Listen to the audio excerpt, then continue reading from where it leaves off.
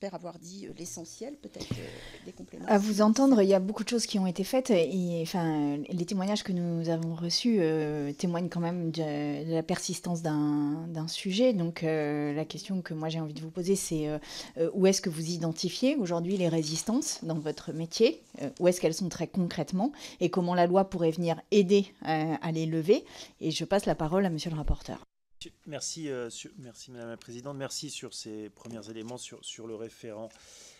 J'ai une petite question en rebond de ce que vous nous avez dit, et j'en aurai d'autres ensuite. Mais vous avez dit, alors est-ce que j'ai bien compris, que le référent est obligatoire quand il y a un salarié formé dans la structure? Enfin, voilà, juste pour préciser, allez-y. Excusez-moi. Le référent de la société de production, qui peut être mis en place, mais qui n'est pas obligatoire, ça c'est à la société de production de décider si elle se pourvoit ou pas. Et bien évidemment, pourquoi il n'est pas obligatoire? Parce qu'on est sur des structures qui parfois ont très peu de permanents, donc on ne peut pas imposer. Voilà. Et le référent dit film, qui est un dispositif distinct, lui, sa désignation est obligatoire dès lors qu'il y a parmi les équipes, donc les intermittents, disons les choses très clairement, qu'ils soient techniciens ou une autre fonction, une personne qui est volontaire et qui est formé. Et qui est formé sur un parcours long. S'il n'y a pas de volontaire, il se passe quoi, ouais. Voilà. S'il n'y a pas de volontaire, on espère effectivement que déjà la formation sur les temps de tournage, que les parcours de formation vont faire en sorte qu'il y a de plus en plus de gens qui auront envie d'aller vers ces missions. Mais c'est quand même une mission qui est pas évidente à gérer. Enfin, je veux dire, tout le monde n'est pas forcément à l'aise avec cet aspect-là. Donc oui, s'il n'y a pas de personnes formées, il est possible qu'on n'ait pas de référent, mais on a quand même mis un contact qui est le CHSCT qui peut être saisi en fait par les victimes et qui va remonter en fait le signalement à l'employeur lorsqu'il n'y a pas de référent film et pas de référent boîte de production. Voilà. Madame Il y a également la cellule d'écoute d'audience. Audience a été auditionnée, donc ils vous en ont parlé et indiqué voilà, le nombre d'appels. Oui, mais ils nous ont aussi indiqué qu'ils ne revenaient pas vers les producteurs. Voilà. Ils nous ont aussi indiqué ça, qu'il n'y avait pas de retour vers vous, en fait. Donc, pardon, je vous ai coupé, mais allez-y. Parce qu'ils nous ont bien précisé, et je leur ai fait préciser que quand ils avaient un témoignage, quand une personne les appelait, ils ne revenaient pas vers vous. Du coup, la question se pose de votre capacité même à agir, en fait, si vous n'êtes pas au courant du témoignage, par exemple.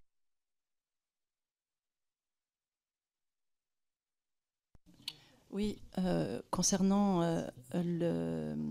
Ah, pardon. Excuse-moi, non, mais vas-y. Allez-y. Je vous confirme que si on n'est pas au courant du problème, il est en effet difficile d'intervenir, ça par définition. Oui, c'est pour ça qu'on mène un travail, mais enfin, moi je suis élue, je ne suis pas déléguée, donc, mais en tout cas on mène un travail avec le CCHSCT pour, comment dire, obliger finalement tout producteur qui aurait connaissance d'un fait sur son tournage puisse en référer au CCHSCT de manière obligatoire en fait. Alors anonyme, sans donner des noms, etc., parce qu'on n'est même pas au stade de l'enquête à ce moment-là, mais en tout cas, il faudrait qu'on mette en place. Et je dois dire qu'en fait, on en est au tout début, c'est vrai, hein, ça met du temps. Je prends un autre exemple, le bonus parité, par exemple, qui a été instauré par le CNC. Ça fait des années. Au début, c'était 1, 2, 3. Et maintenant, il y a beaucoup plus de films qui obtiennent ce bonus parce que petit à petit, ça prend forme, ça oblige et les gens s'y font d'une certaine manière. Donc là, en fait, tout ce qu'on vous dit sur les référents, les responsables enfants, tout ce qui a été signé par la convention collective, ça date du mois de mai 2024.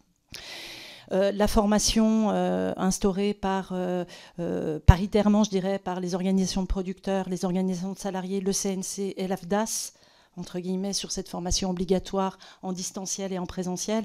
Elle devait se mettre en œuvre à partir du mois de septembre. Il y a eu du retard pour des raisons d'appel d'offres, etc. Donc, il faut aussi qu'on donne le temps aux intermittents. Je vais vous donner juste un exemple de référent. En fait, les référents, moi j'ai tourné un court-métrage, je continue à tourner des courts-métrages, où 2 personnes formidables, le régisseur général et l'ingénieur du son, qui était une femme, se sont déclarés favorables au fait d'être référents harcèlement, voulaient la parité, donc disaient on veut être 2, on veut être un homme, une femme, c'était une toute petite équipe, hein, voilà. Et je leur ai dit, super, vraiment, vraiment, mais vous avez fait la formation. Et ils ne savaient pas que la formation existait. Donc il y a tout un travail aussi à faire avec les intermittents pour qu'ils comprennent qu'un intermittent, il travaille à la tâche, hein, vous le savez comme nous, c'est-à-dire qu'il faut s'inscrire à une formation 3 mois ou 4 mois avant. Pour un intermittent, c'est compliqué de bloquer 3 jours, puisque c'est 3 jours à peu près, hein, la formation, en se disant, si jamais on me propose un travail, je suis coincée, quoi. Donc nous, on a demandé à l'AFDAS d'essayer de réduire les délais un maximum pour que, entre guillemets, ces formations puissent se faire de manière beaucoup plus souple. Donc, moi, quand vous dites, mais si personne n'est volontaire, je ne connais pas un seul film où on n'a pas eu de volontaire. Merci, monsieur le rapporteur. Merci. Il y a des éléments de clarification nécessaires quand même, parce que on voit bien que c'est récent, on voit bien que, et on peut s'en féliciter, que le coup de pression qui a été mis aussi par la première commission d'enquête, son existence, vous a fait accélérer le calendrier. Et ça, c'est très bien, et on peut se féliciter de ça. Aujourd'hui, comment il est désigné ? Il est désigné par le producteur, on est d'accord, donc c'est le producteur qui le désigne.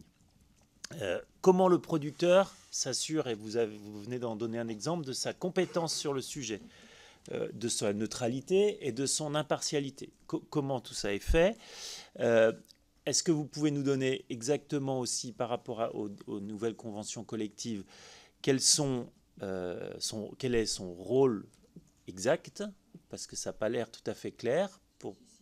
Oui, mais pour vous, évidemment, vous êtes au cœur et vous êtes des actrices de cette rédaction, donc de conventions collectives. Donc c'est normal, mais ça n'a pas été clair visiblement pour toutes les personnes et tous les auditionnés.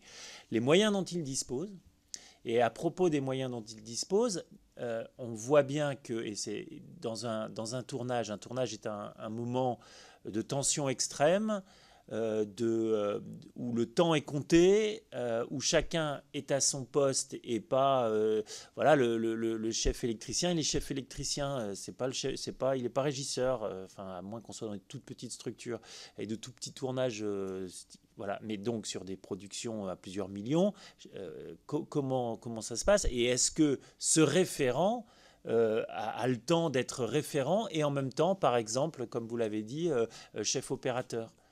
C'est une vraie question. Est-ce que vous ne pensez pas que ça pourrait être quelqu'un qui soit, sur les grosses productions en tout cas, ad hoc, et qui ne fasse que ça, de gérer la vie et les bonnes, j'ai envie de dire, la bonne vie d'un plateau et d'un tournage ? Et j'ajoute à la question du rapporteur, vous avez dit tout à l'heure quelque chose qui m'a interpellée, c'est on devrait saisir le CHSCT de manière obligatoire avec l'anonymat. Est-ce que vous pourriez préciser ce que vous entendiez par là ? Donc d'abord la question du rapporteur et ensuite la mienne. Madame, qui veut répondre ? Madame Lépine-Carnic. Pardon, je vais déjà rappeler, ou en tout cas lire ce qui figure dans la convention collective et qui est assez explicite. Le référent VHSS veille à ce que son intervention respecte le principe de l'impartialité. Il se déporte de sa mission temporairement dans le cas contraire. Ce qu'il est important de rappeler, c'est que le référent est un porteur d'informations. C'est-à-dire que quand on dit est-il neutre, est-il en situation difficile, il rapporte l'information d'un dysfonctionnement au producteur, lequel est le responsable en fin de compte de la situation. Donc en fait, il rapporte au producteur sa responsabilité. Normalement, il n'est pas mis en cause lui-même personnellement, il ne devrait pas être pris à contre-pied. Mais encore une fois, si tel était le cas, je rappelle qu'il a ce statut de lanceur d'alerte qui le protège. Voilà pour la théorie.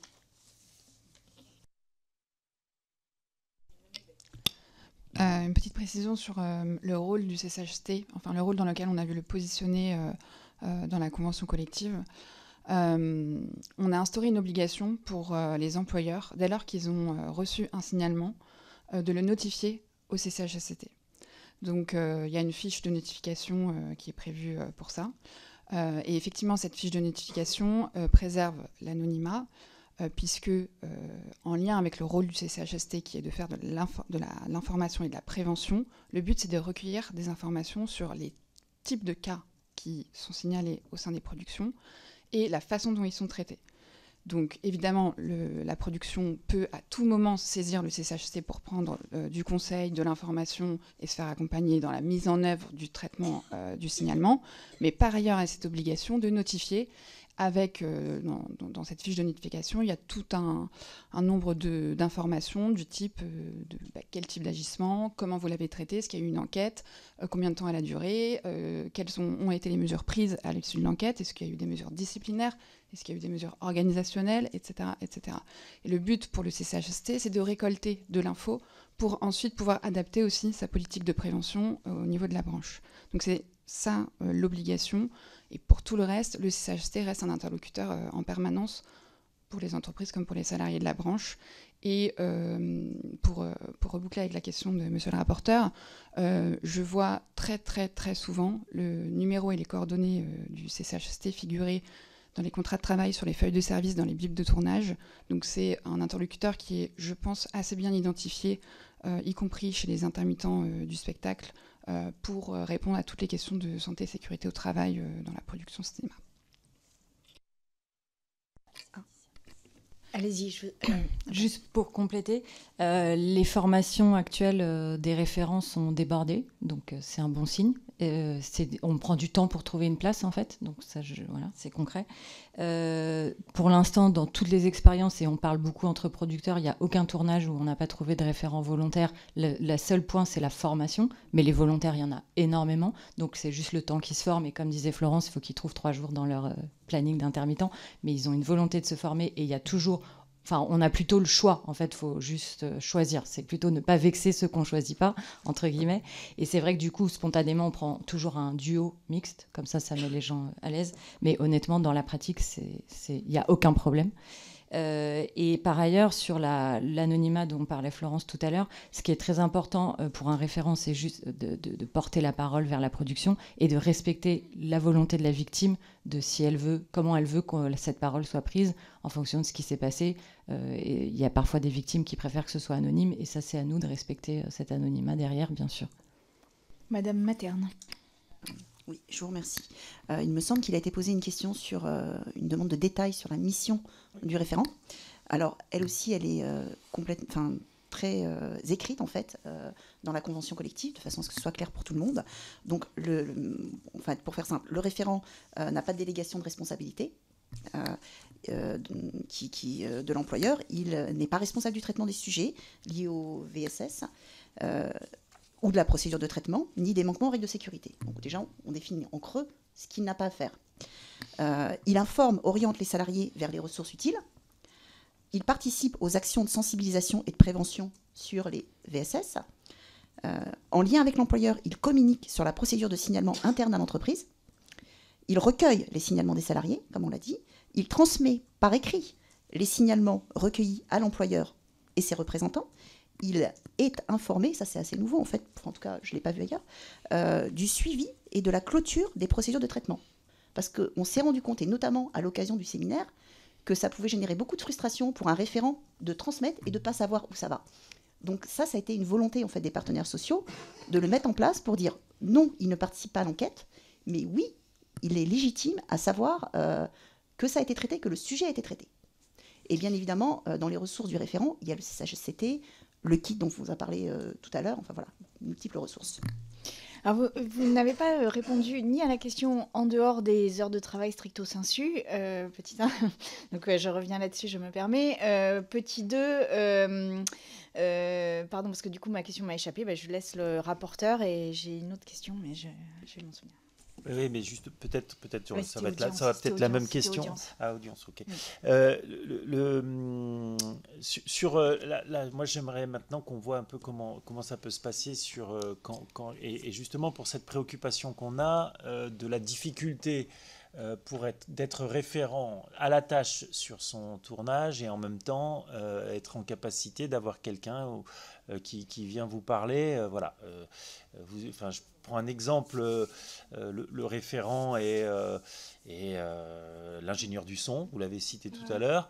L'ingénieur du son, il a quand même déjà, l'ingénieur du son, si c'est l'ingénieur du son, le chef ingénieur du son, il a une équipe derrière, donc il a toute la gestion de son équipe, il a la gestion de sa prise de son, et c'est pas toujours très simple. Et en plus, il va avoir quelqu'un qui va venir lui dire bon, moi j'ai un problème, est-ce que c'est possible ? Voilà, c'est une question, est-ce que c'est possible et est-ce qu'il y a des temps, est-ce qu'il a des temps supplémentaires ? Et voilà, et la question, incidente de ce sujet-là, est-ce qu'il est rémunéré pour être le référent ? S'il est rémunéré pour être le référent, aujourd'hui, il est rémunéré par la production. La production étant responsable, et la production, on l'a vu, n'a peut-être pas envie d'arrêter un film parce qu'il y a un sujet. Vous voyez comment je suis en train de commencer à tirer une pelote là qui est est-ce qu'il peut faire son travail tout simplement, est-ce qu'il peut quand il y a des cas graves et comment ça se passe, et après on aura justement des questions sur le déroulé d'une éventuelle crise arrivant sur un tournage. Oui, juste avant, parce que j'ai retrouvé ma question, Audience nous a fait part quand même d'un nombre de témoignages assez conséquent, bien qu'assez faible. Enfin, à la fois conséquent et à la fois faible par rapport au caractère systémique des violences dont on nous témoigne l'existence. D'ailleurs, à ce titre, je fais une parenthèse, mais j'ai l'impression vraiment d'être dans la même situation que dans le secteur de la santé, où vous avez vu que ce matin, il y a le Conseil de l'Ordre des médecins qui a sorti une étude de grande ampleur témoignant du fait qu'une femme sur 2 médecins se plaignait de violences sexistes ou sexuelles dans l'exercice par des collègues dans l'exercice de ses fonctions. Donc j'ai l'impression qu'on est un peu dans la même situation, c'est-à-dire parce que ça a mis très longtemps et il y a eu de multiples enquêtes dans le secteur de la santé qui n'ont finalement pas donné grand-chose, etc. Puis à un moment donné, quelque chose se passe et la parole se libère véritablement de manière systémique. Donc Audience, tout ça pour en revenir à Audience nous a fait part d'un nombre de cas assez conséquents, mais qui ne révèlent pas, sans doute pas, l'ampleur de la situation. Du coup, on a l'impression que tout est mis en place, mais en fait, où est-ce que ça coince véritablement pour que la chose bouge véritablement ? C'est-à-dire, qu'est-ce qui manque encore pour dire que les tournages sont des lieux safe pour les personnes, véritablement safe ?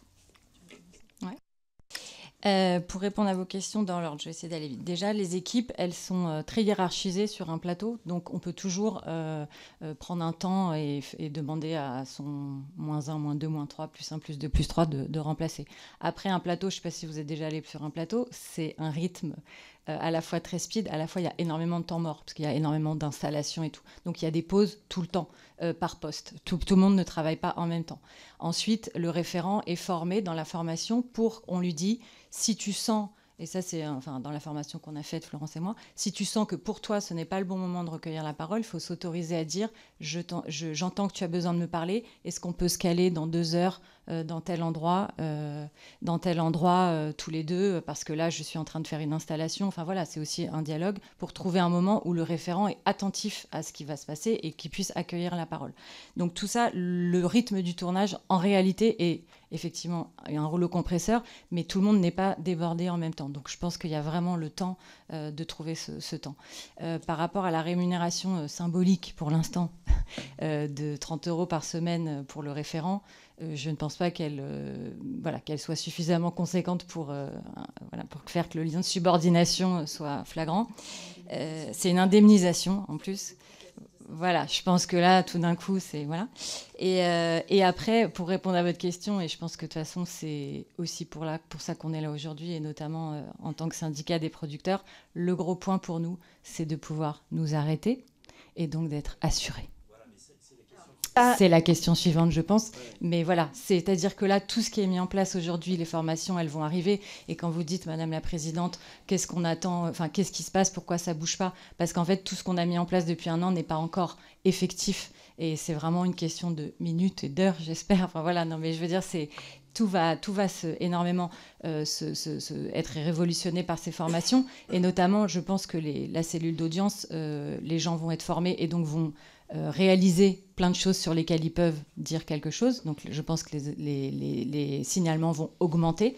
D'un côté, vont augmenter parce qu'il va y avoir une prise de conscience, et d'un autre côté, vont descendre parce que la prise de conscience des potentiels agresseurs ou mis en cause va descendre aussi parce qu'ils vont faire un peu autrement. Donc je pense que dans les 2 cas, on va trouver un équilibre. Mais le gros point, c'est l'assurance. Et c'est là où la loi doit nous aider. Alors justement, on a auditionné les assureurs et cette audition révélait que, alors ils ont fait des efforts, pas tous les assureurs, mais certains, qu'ils prennent en charge jusqu'à 500 000 € l'indemnisation d'un retard de tournage, etc. Pour autant, ils nous ont aussi dit dans cette audition que le dispositif, cette clause dans les contrats, n'était finalement pas actionnée, ou vraiment de manière extrêmement marginale. Et donc, manifestement, le dispositif existe, il ne rencontre toutefois pas la demande sur les tournages. Donc, j'aimerais vous entendre là-dessus. Et Monsieur Balanan. Oui. Avant d'arriver, peut-être si on peut prendre dans l'ordre un cas. Voilà. Bon, il y a un signalement qui arrive au référent.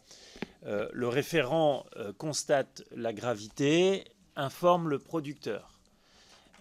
Que fait le producteur, comment il peut réagir, comment...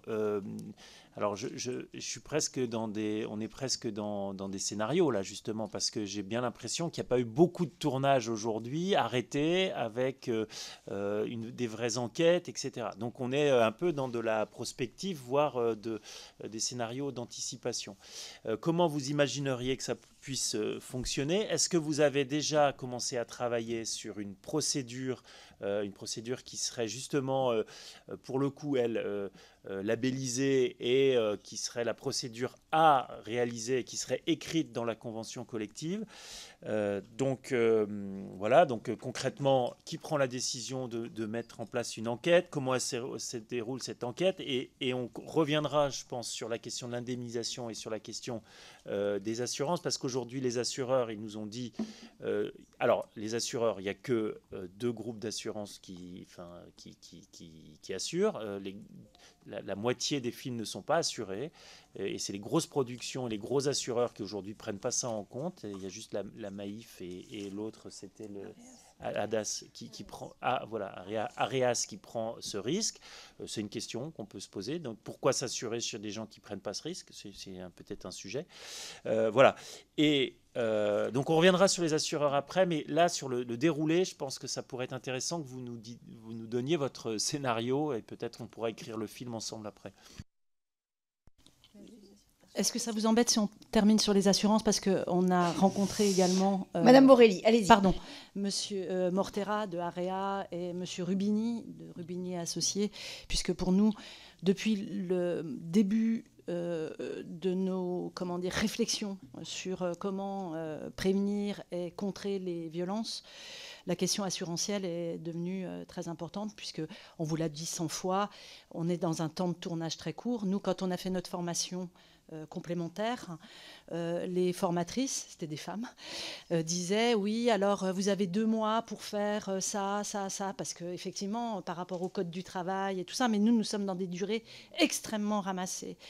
Et en fait, mais on a discuté, et c'est vrai que c'est un peu un serpent qui se mord la queue, cette histoire d'assurance, c'est-à-dire qu'en fait, on crée une clause, mais qui n'est pas applicable. Parce qu'on ne peut pas obliger un salarié qui aurait eu un problème de nous déclarer qu'il a porté plainte ou pas. Ça, je voudrais que ça soit enregistré, parce que ça faisait partie de la discussion avec les assureurs. La clause assurantielle est en effet déclenchée à partir du moment où il y a un signalement au procureur ou une plainte. Procureur, et ça, effectivement, le producteur peut le faire. Par contre, il faut la plainte du salarié. La plainte du salarié, on n'est pas en droit de leur demander s'ils ont porté plainte. Et sur les affaires récentes qui se sont produites sur certains films, en fait, il y a même eu des films où il n'y a pas eu de plainte. Donc, ces deux critères étant impossible à respecter, entre guillemets, on n'est pas éligible à cette clause. On s'égrée, on en a parlé au CNC, puisque le CNC, c'est notre maison à tous, et c'est là où on peut discuter de toutes ces questions-là. Mais pour l'instant, on ne trouve pas de solution. Moi, je suis assez sensible à ce que dit M. Mortera de Area, c'est que déjà, effectivement, il faudrait que ça soit une clause obligatoire, comme un comédien qui se casse une jambe. On arrête un tournage parce qu'un comédien se casse une jambe.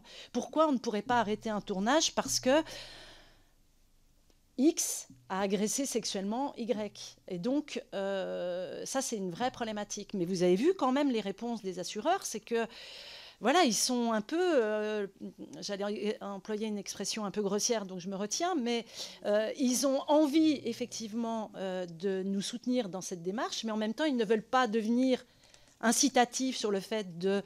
Parce que je le comprends tout à fait quand il dit s'il y a une clause qui couvre tout, et en actionnant juste un petit truc, on va s'en fiche des violences.